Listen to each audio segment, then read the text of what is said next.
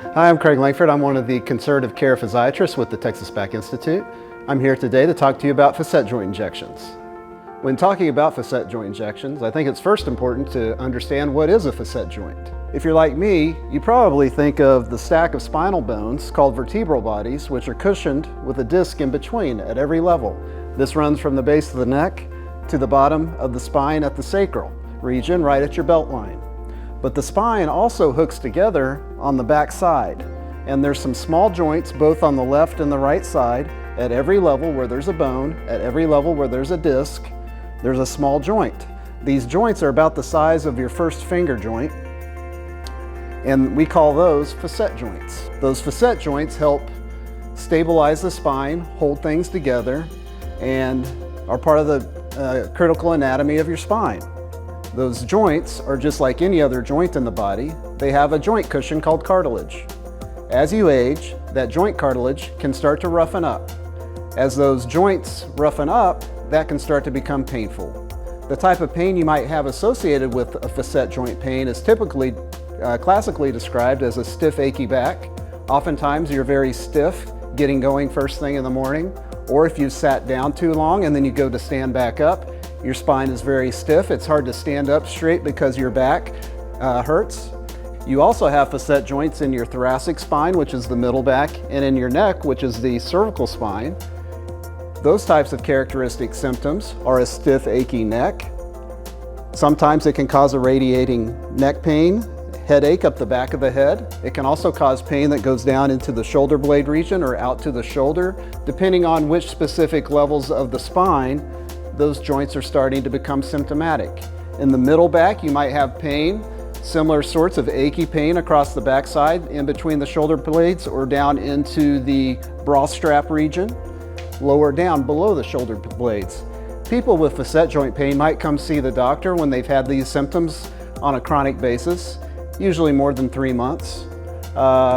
This type of pain is a type of pain that kind of comes and goes in its severity. You might have periods where the pain is really not that bothersome, and then you might do something that flares it up. You might not do something that flares it up, but for whatever reason, that pain elevates, becomes more severe, and it will persist. A patient might have tried a massage or a chiropractor, some over-the-counter medications, but the symptom is just still persisting, affecting your quality of life, your activities, being able to do activities with family, your job, household chores, and the like. And so a patient oftentimes in that situation will come to us with complaints of neck or back pain. We will take x-rays, examine you. We might prescribe physical therapies or other treatments to try and treat facet joint pain. But if at the end of the day, you still have these symptoms and you're resistant to more conservative measures of care, we might recommend and try a facet joint injection to see if we can numb up a suspected painful area where we suspect there's some spinal joint pain.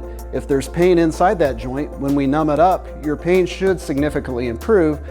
And if that's the case, then we would suspect you having facet joint pain.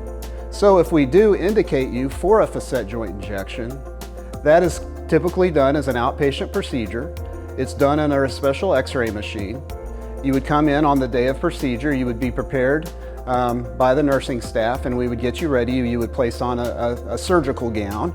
We would take you back to a procedure room. There's a long flat table. We would have you lie on your stomach. We would apply monitoring, such as a heart rate monitor, a blood pressure monitor, and an oxygen monitor. We wash off the area with a cold wet soap, and then patients can elect to do this with just local anesthetic, where we just numb the skin with lidocaine down into the tissues, down to the area that we're injecting. Or some patients would also choose to undergo a sedation procedure. So with the facet joint injection, we'll enter in through the overlying skin under x-ray with a target view of the facet joint. In this particular scenario, this is the L4-5 or lumbar 4-5 facet joint. We will numb the skin, numb down to the area, insert our needle into the joint space and inject a test dye, which will help us confirm that the medication is flowing into the joint space. Once that is confirmed under the x-ray shot, we will then inject our medication mixture of numbing medicine and steroid. The point of the numbing agent is to obviously numb the joint space, and the steroid is an anti-inflammatory which is used to treat inflammation And so if we're suspecting that you have arthritic joint pain, there's going to be inflammation in there, and that steroid will help calm that inflammation. Once we've injected, that medication will work over about a 1-week period. Hopefully during that time period, you're noticing improvement in your overall severity of symptoms, you're moving around better, you're not having as much stiffness and achiness, and your overall daily activities are improved. The duration of relief for these types of injections is widely variable. Sometimes the medication only lasts as long as the actual medication works in your body, which is about a week, but then other patients can last from 3 to 6 months or even longer. Anywhere in that time space can be your duration. If you've had an appropriate response, a good strong response to the facet joint injection, but the effect wears off at some point in the future, we do have other technology to try and make the facet joint pain relief lasts longer, and that's a treatment we called rhizotomy or radiofrequency ablation.